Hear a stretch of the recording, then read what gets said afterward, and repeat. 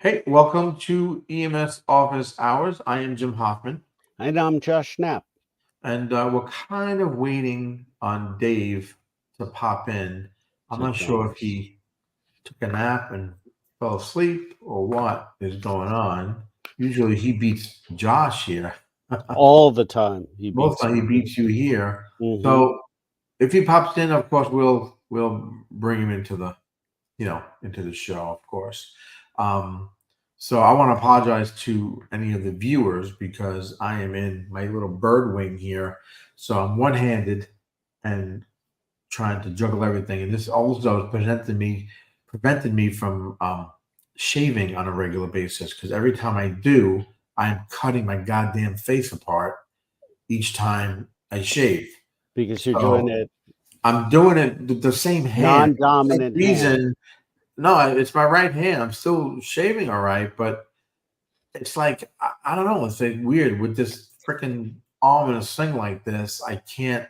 It's like I can't maneuver my head or something. I don't know. I don't know what's going. I'm just getting old, and not being able to navigate that stuff. But because I told you before, Josh, off air, is I had a rotator cuff surgery. It was 75% torn, and my bicep as well. Bicep was hanging on the bone by a thread, and he had to snip it and then reattach it. So, Ouch. yep. And then my the surgery I was supposed to take, I think 2 hours, took almost 4 hours. So, Remember back in the day when so somebody would granted, my break, wife was freaking out, waiting for the phone call for me to go get picked up at the hospital. You know, and did you make it through? one thing I tell you that it's funny, being in EMS. I'm sure listeners realize this too, right?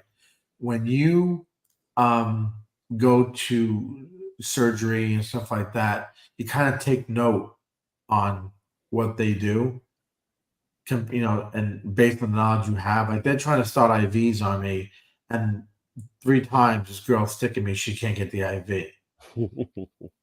So I'm just relaxed. I'm just like, okay, listen, I've been there. I've had those days where you can't get the IV.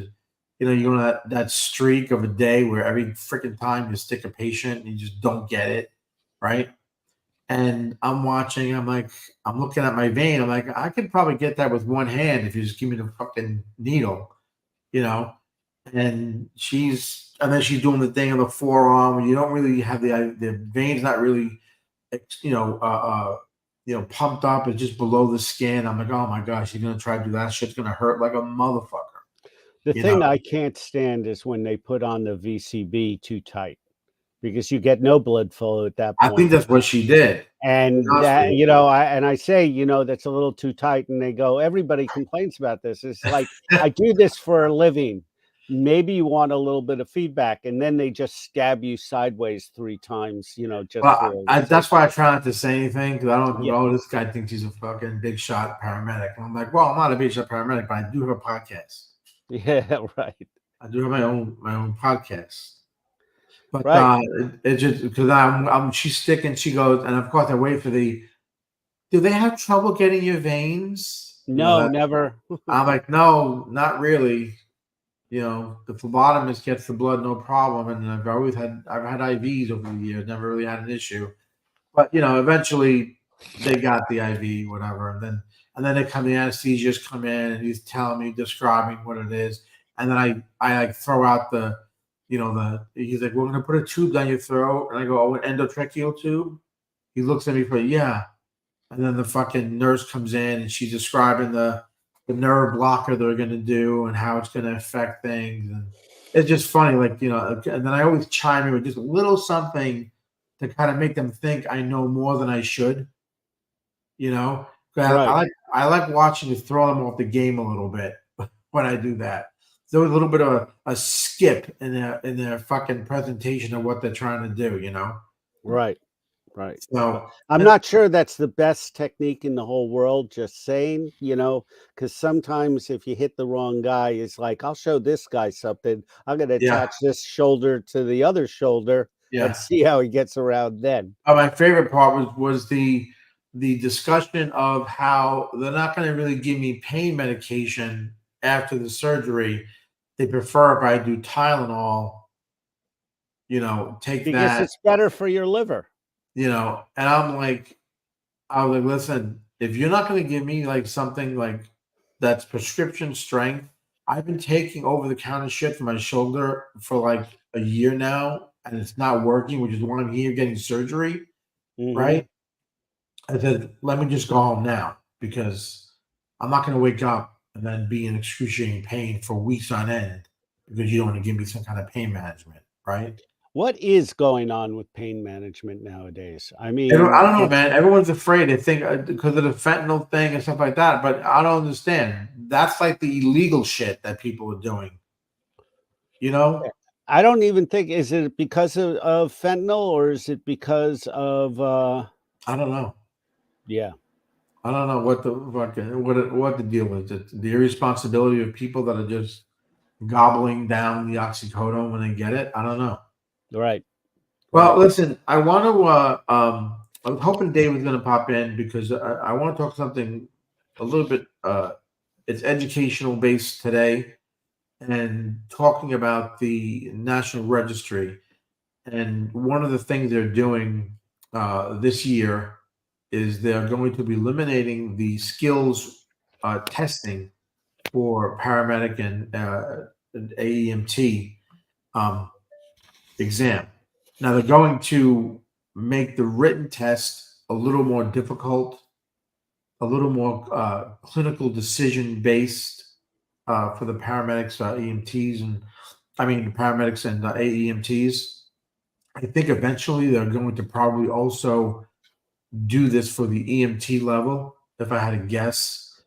And I've seen this coming for quite a while. Doing the turbomedic and stuff like that. I see it coming down the pipe. And I'm a little.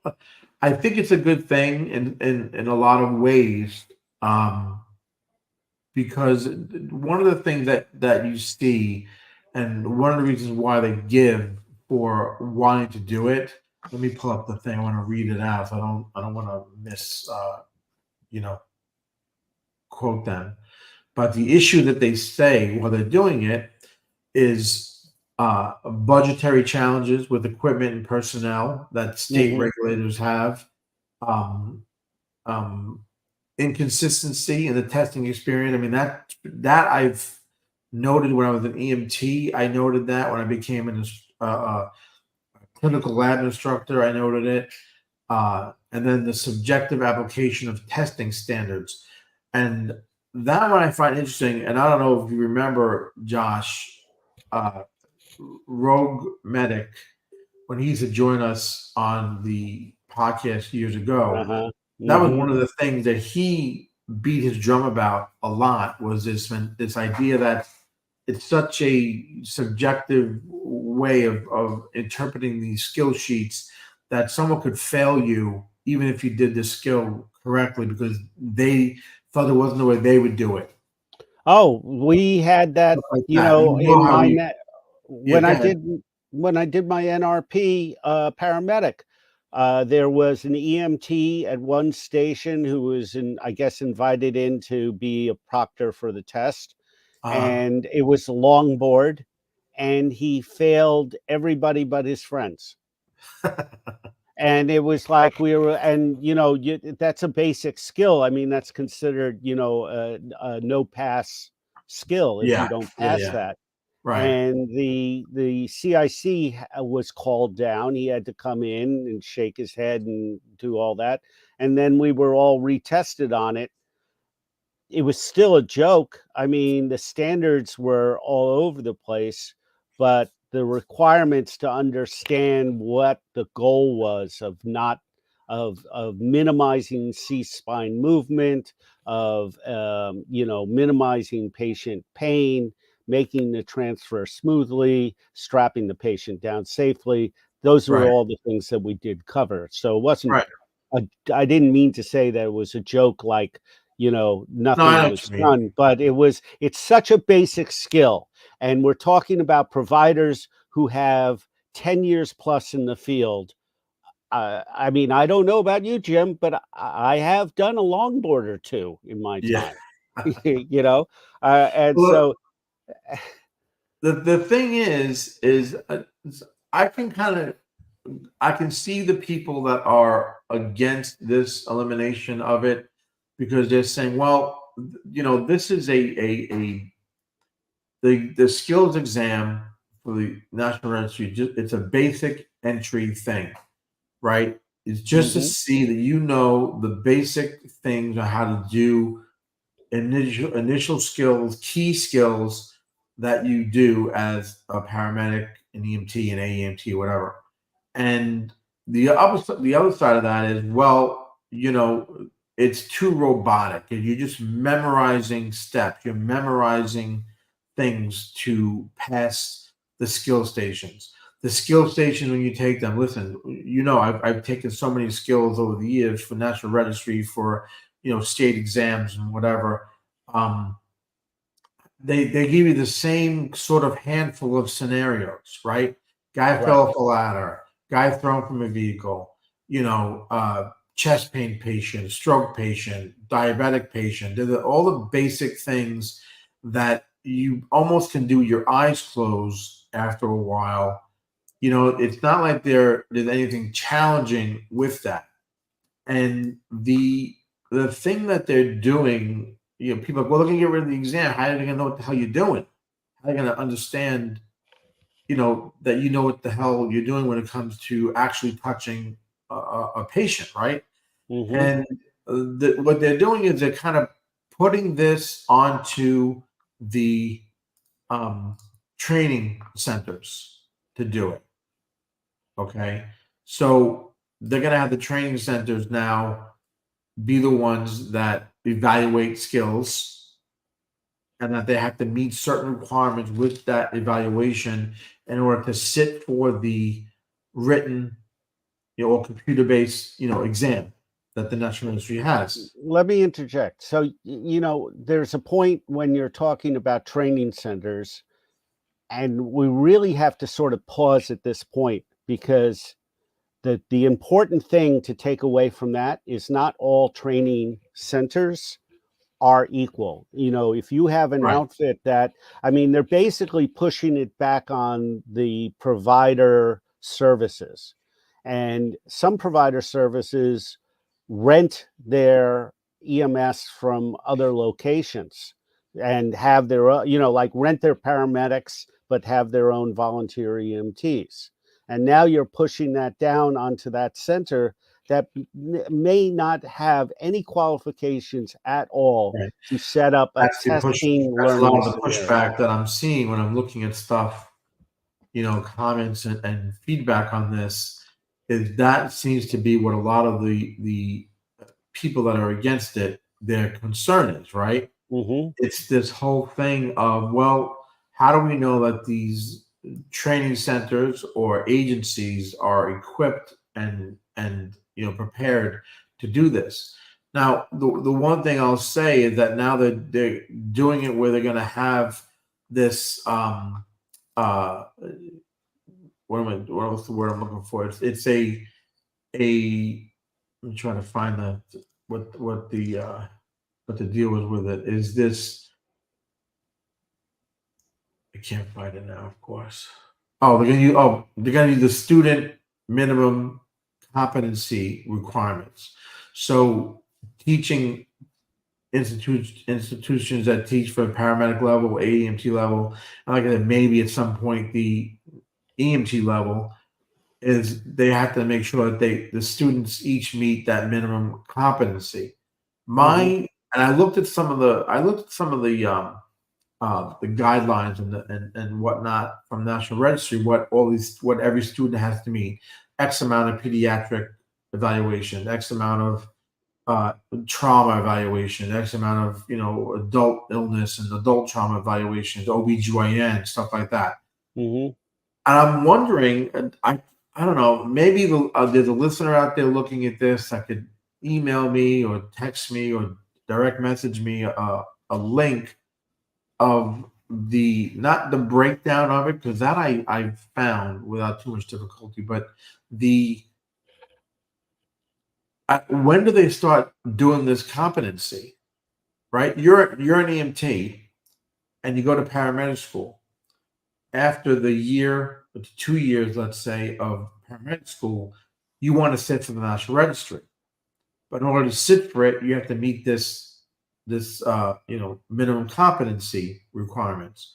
So when does the training center start teaching you or evaluating that minimum competency? A day one paramedic is way different than 1 year later in school paramedic, right? You're not going to teach day one paramedic. You're not going to start evaluating them on IV sticks and EKGs, right? And most of the stuff they're going to be doing it to this point where it's going to be such basic competency in the very beginning of the evaluations that it's like this is stuff that people that are going to paramedic school have already been doing as EMTs for the most part. Mm-hmm. You know what I'm saying? So Mhm. it's like, how are they fitting in enough? Because I was looking at this competency stuff. There's a lot of exposure you have to have before you can sit for the National Registry, right? Mhm. I mean, hours of this stuff. You have to be a team lead for a certain amount of ones. You got to do this and that. I'm like, okay, when is all this happening while you're in paramedic school? When are you going to fit this in? And how are you doing it so that it meets enough of the requirement for you as an instructor, right? To say, okay, this person's good with OBGYN, or this person's good with 12 leads or whatever, Right. you know? Um, because people get done with paramedic school, they want to go right to National Registry, get that National Registry certificate so they can go work in another city, another state, or have it as a requirement for whatever job they're trying to get. Mhm. You know what I mean? So Yep. that's why I'm a little confused with that. I was hoping Dave would pop in and maybe give some. He might have some more inside information on that.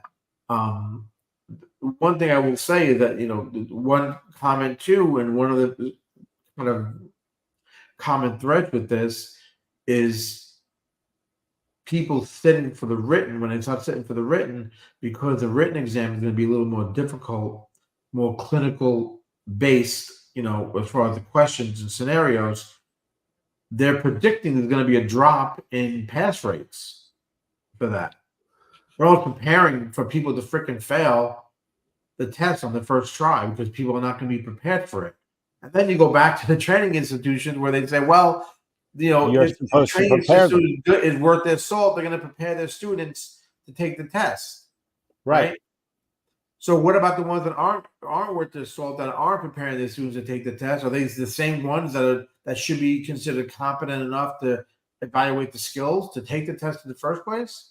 When I step back and I sort of look at the 10,000-foot view, I'm going to say that when they first start out, any system when it's first engaged, both has bugs and a learning curve. Yes. Any system. It has some things that just weren't planned for or well designed, and it also has a user and end user learning curve. Just as going to be. Sure. And I'm thinking that, the National Registry really wants to be sort of the clearinghouse of the standards that we all operate by. They want to be able to say, this is what the standard is. It's been qualified, it's been tested, it's been researched, and it's been blessed. Right. And so we want to be the masters of testing that knowledge when it comes to the skills, and skills and knowledge, do overlap, but there is sort of that point when, skills, you really need to boil down to muscle memory. When you're on the job, the skills should be second nature to you. The knowledge is always evolving. So the knowledge end, changes with research, changes with experience, changes with advancements in the field. But the skills end, where you put your hands, how you work with a partner, how one person holds and the other person buckles, or whatever your scenario is. Right.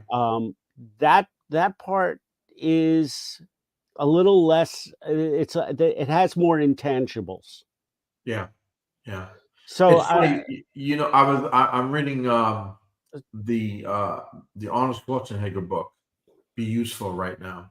oh yeah, And he's got a part of that which I really like. It really, I was like, he's one of those people that looks at things and is a preacher. Like, he talks a lot in the book about first responders, and he includes paramedics. He doesn't say, firefighters, police. He goes firefighters, police, paramedics.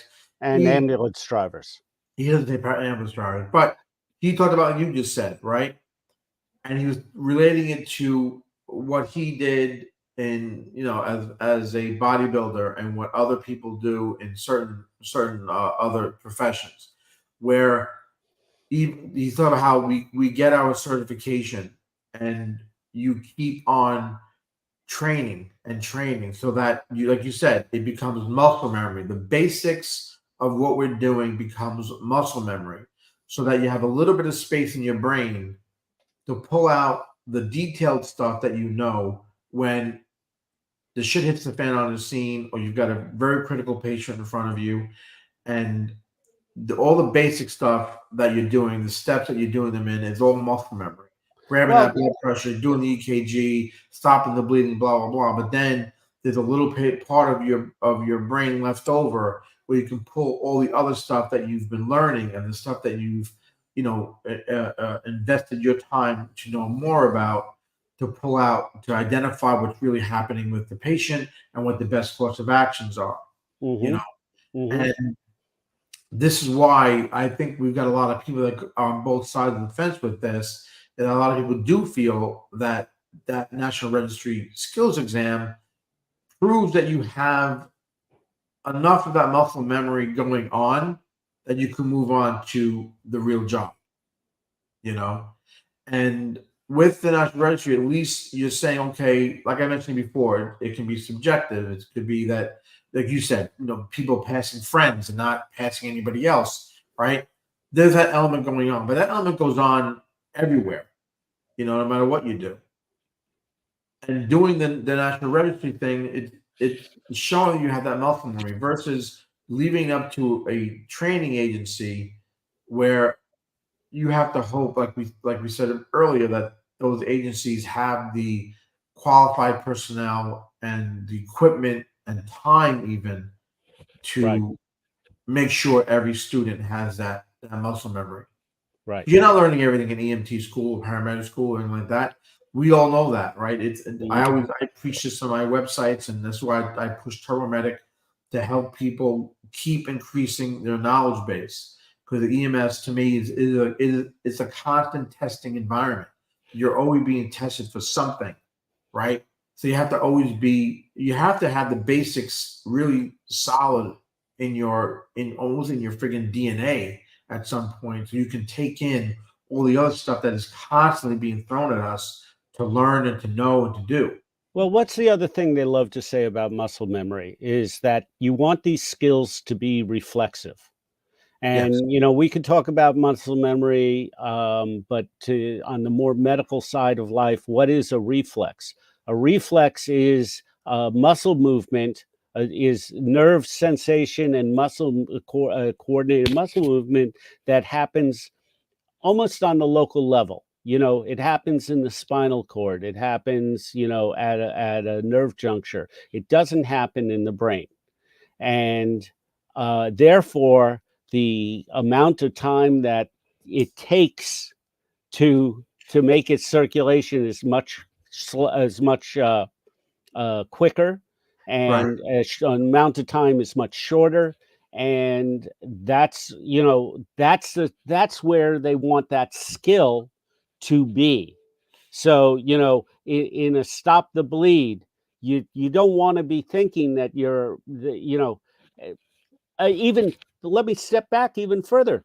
How about the first thing we say when we do any scenario? BSI, scene Oh, safety. they're gonna say, "Can you walk?" All right. Yeah, yeah. Well, that's most That was scenarios. But the first thing. I'm ABCs, gonna ask the ambulation. patient if they can walk. All right. Ambulate Now, is it before safe? carry. Can, can the patient carry their oxygen tank? Uh, but they, oh, jeez, they we now you just blew me out of the water, James. That's it. No, but you're right. That's the first thing that you learn all the time, right? And then when you think about it, how many you rarely see a provider go and touch a patient without having gloves on. Exactly. A lot of people are putting gloves on before they even get to the scene. Well, yeah, and you know what I love is when the patient says, "Aren't you going to use clean gloves?" It's like the gloves are clean. They're for my protection, not yours. And They they clean never for like to hear me. that. Yeah, But, you know, that BSI scene safety, when you've been on the job for a couple of years and it escaped your, mind at that point. You know, you're doing a highway job and you step into the other lane and then a car comes by and it just grazes you. And you're like, yeah, "Oh, yeah, scene safety. I should have yeah. stayed back. No Maybe I'm shit. better off behind this Right. truck instead of in front of it." You know, I'll cushion the other car's impact in the bumper, so the bumper doesn't get as damaged. I know. It's But fucking. That's a but scary that thing, becomes man. but dude, that becomes reflex, and then those are your spidey senses that when you're in an unfamiliar or a new situation, going into a new building, going into, a dangerous area, your spidey sense is turned up. You're now looking for stuff you don't even know what you're looking for, but you Right. know that you're looking for something. Exactly. Yeah, man. Like I So said, go teach that in a skill station. exactly. And this is why I say, part of me is, I mean, I would say not part of me. I'd say most of me is on board with them doing away with this. I think most centers can evaluate, a student's skills. I used to often think, well, if I'm going to be doing the national registry, why do I have to pass these skills with the class first, like for state or something like that? You know what I mean? Versus just taking natural registry skills and that's it, doing it one time. Mhm. You know, versus oh, I got to do all the skill stations with the same skill stations that the national registry has for the state, right? And then once they pass that, then I go take them again with someone who says they are a natural registry instructor in front of them, do the same skills, Right, right? right. So that can be a frustrating thing too. You feel like, oh, I passed. Oh my god, I did all the skills. I passed. When I take the national registry, and the instructor's like, well, first we got to do the skills for national registry. Then you can, take the test.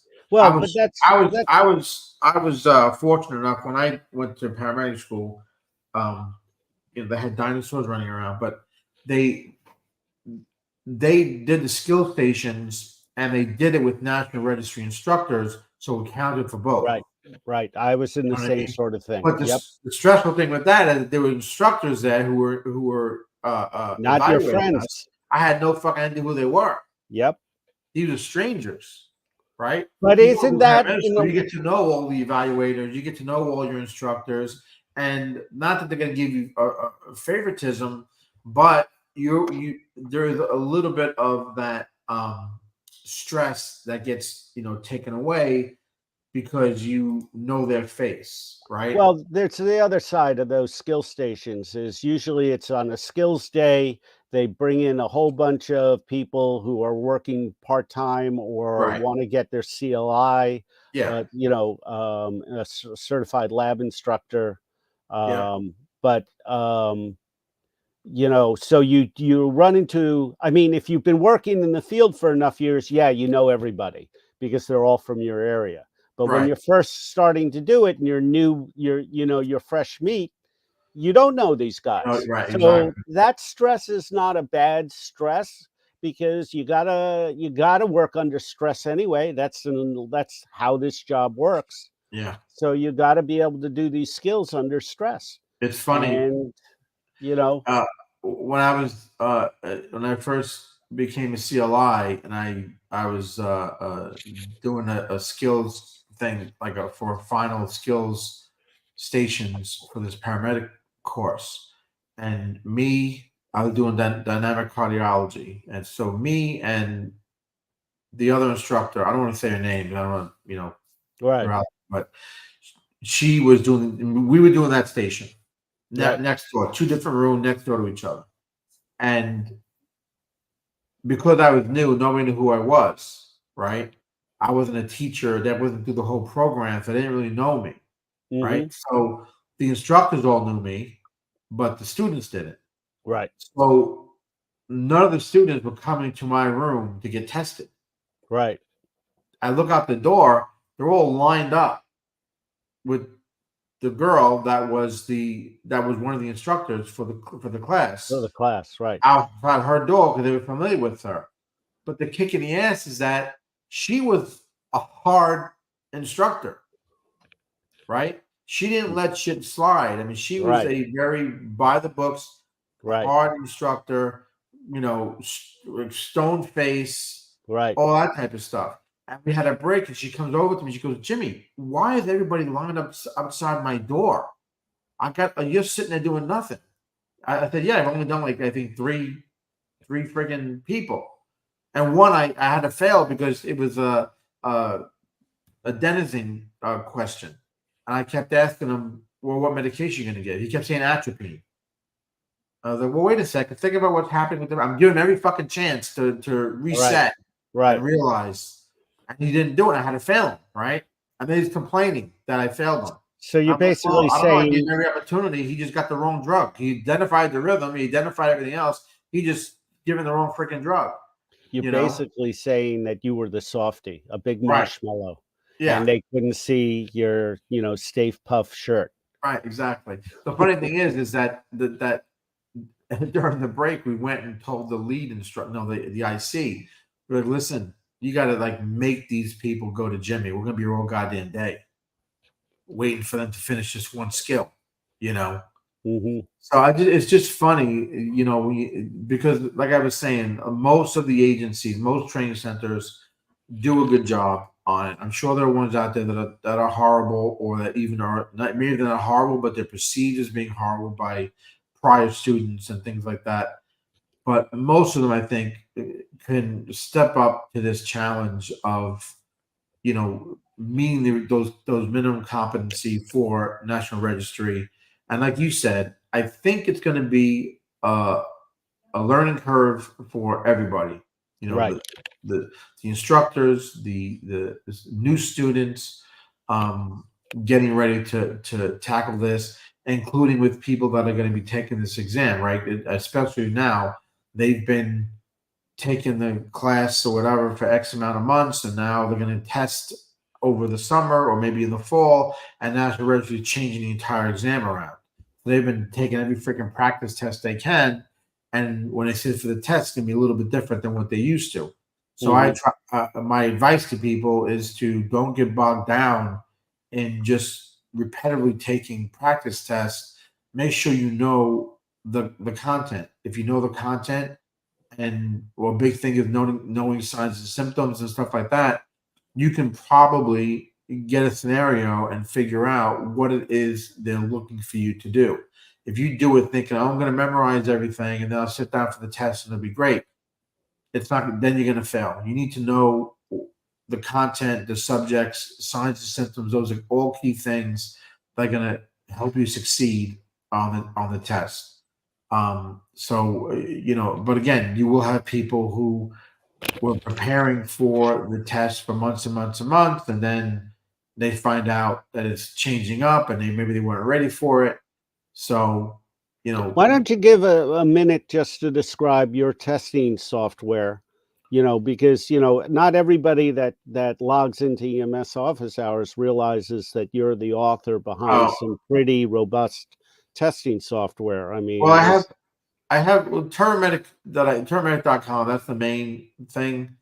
Um, it has everything in there that you can use to review EMS subjects, to increase your know-how in EMS topics. I mean everything, EMT and paramedic levels. Everything from just medical terminology up to 12 lead and all that. Um, and actually, right now, because of this national registry stuff and its changes, I ended up including now the Limmer creative Limmer. If everyone knows Dan Limmer, he has the Limmer website with all the great apps there for national registry. And if you join as a member, you get access to the EMT or the paramedic Review Plus app, and that's got all kinds of there's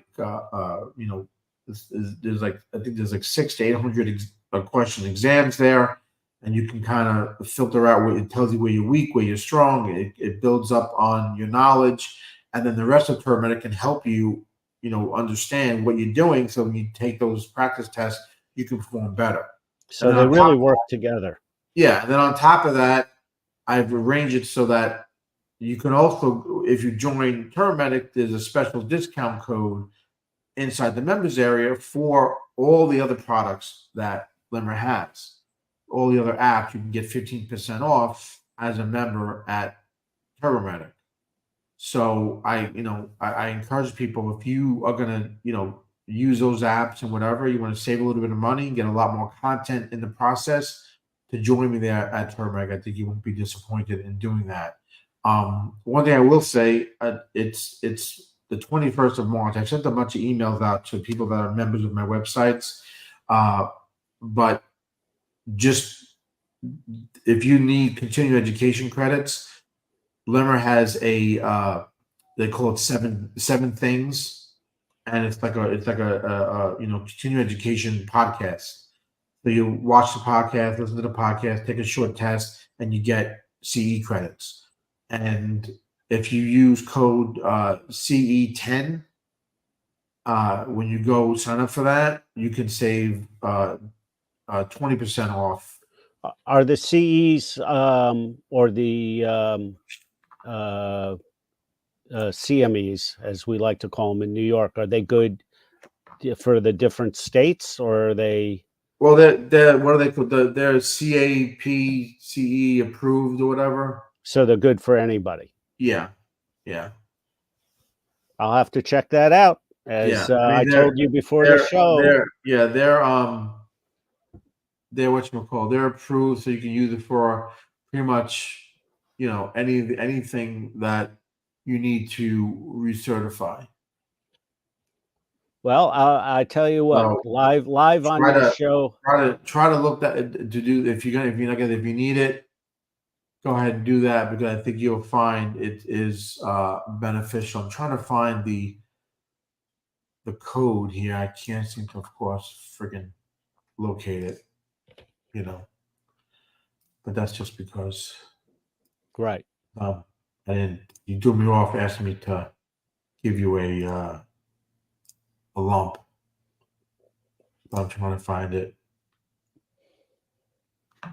Yeah. Of course I can't find it. Well, listen, if I'm going to do it and you want to totally confirm the code, drop me a message or a direct message, whatever, and I'll go ahead. Oh, here it is. I got it. Never mind. The code is, I'm sorry, it's not CE10, it's CE20. When you use CE20, and you get 20% off any of the 7 Things EMS podcasts, continuing education credits. So, like I said, they're all CAPCE approved. So, in most states take them, and the National Registry definitely takes them. And it's just for March because it's a big push to recertify in March. So do that. And like I said, become a member of Paramedic. You can get 15% off that stuff year round, and also any of the other apps they have. They got a 12-lead app. They have a bunch of other exam apps there. So I think it can really benefit you. And the reason why I partner with them a little bit and offering this is because I put a lot of content inside the members area, and it's hard for me to keep up with all of the exam changes. So I'm like, why am I trying to reinvent the wheel when I could add something for the members that has already been proven, that is constantly updated? This is their specialty, is exam preparation, especially for the National Registry. Now, there's general knowledge exams inside the members area. There's like 2,000 multiple choice questions. That's just general knowledge stuff that people could benefit from. But when you're looking to focus on the National Registry, that's why I have entered that benefit to people that join. So again, you can check it out. It's paramedic.com, and you can That sounds good. check that out. So thanks for reminding me to kind of do a selfish plug once in a while. It's not selfish. It's very necessary. Your software is extremely helpful for a very annoying and stressful part of this job, which is Yeah, recertification, it's retesting, true, man. studying up. Even if it's a matter of you're an old guy and you got the FNG on the bus who's book smart and knows all the things and did well on the tests and is telling you, no, we don't start an IV that way. It's like, son, sit down Yeah, yeah. All right, before man. you Let's end hurt it there, yourself. Josh. I think we covered this pretty good. Like I said, there's both sides of the fence on this. I lean more toward that it's going to be a good thing. I don't think it's necessarily a bad thing. There are challenges, like Josh said, as far as making sure agencies meet the requirements, and that the learning curve, as far even the exam changing, being a little bit more difficult. But I think, as always, in EMS, we always adapt to these changes that we encounter, and Hmm. and just to get away from people who will say, well, nurses have been doing this forever, and this has been doing that, and this, and we have to get a bachelor's degree. Listen, that's all other freaking conversations, to go with. But I think, just for this specific, issue, I think we can tackle this. I think that it's going to end up being a good thing for us. It might not be a good thing right away. Like we said, they're going to find that there's holes in this process. They're going to find there's going to be institutions that don't meet the requirements, or that are not really putting people forward who meet the minimum competency, and then those that get weeded out, just like everything else gets weeded out, right? Right. So that's, I think, the key with that. So if You anyone know has what? any This is the comments, future. This is yeah, the future. And look at, and I know we want to close the show, but just to, throw something that is on the immediate horizon. This isn't off in the future. This is on the immediate horizon. We have AI, and AI is yeah, functional. of And course, it is flipping almost every industry it touches on its ear. So, imagine having an oral test in front of a really hard instructor with no emotion, and they basically sit there and they ask you questions that evolve to your knowledge base, and you have right, AI understanding what your knowledge base is. There's no faking it here. There yeah, is, just answer the questions and maybe get an electric shock. I don't know if that part's in yet, but yeah. we're discussing it. Well, one thing I will say, just I want to just mention to people, this is something that, I want to mention it for the Turomedic again, because I just want people to realize, one of the member benefits at Turomedic 2 is that I have in there the Turomedic AI engine inside the members area. So if you can't find something, or you want to just get a quick answer to something, you can go use the AI engine, and it'll help you get a quick answer on what it is you're trying to find. So if you can't find something in the members area, or just want to get a quick explanation of something, you can ask the AI engine, and it'll help you get the answers you need real quick without having to go to Google and search for hours on end. It's right there for you to find it. So that's another member benefit. That if you had used AI on your own, it would cost you about $20 a month just to do that. Right. So. All right, Sounds good. Josh, let's end it there, man. I appreciate All it. I right. like everyone that joined us today. I really appreciate you joining us. Thank you so much for liking it. We got a couple of hearts in there as well. Today was one of the first days that we broadcasted this on X at the same time as Facebook. So if you are watching it on X, please either leave me a comment or something like that inside X, so that I know you actually saw it. I have no idea what it looks like while we're talking here, I can't go to X and look at it. So if you're doing it, I have to, or I'm just relying on the fact that my pop-up thing on my end here tells me it's live. I have to believe it. So, Yeah. so if you're watching it on X, do me a favor, just make a comment there on Twitter, and you can So we tag know me. it's live. Yeah, you can tag me as at EMS Safe, or you can just tag hashtag EMS Office Hours there and let me know that you're seeing it. Then I'll see it on X when I go and check that out. All right, guys, that's it. Sorry Dave couldn't make it. I'll send him an email and yell at him for missing a great episode, which I'm sure he has lots of opinions on this subject. Maybe we'll revisit it after it goes live and they start doing it, and we start getting people, complaining about it after a few months of it being enacted. We can come back and revisit it. All right, guys. As always, I am Jim Hoffman. Josh Knapp. Stay safe.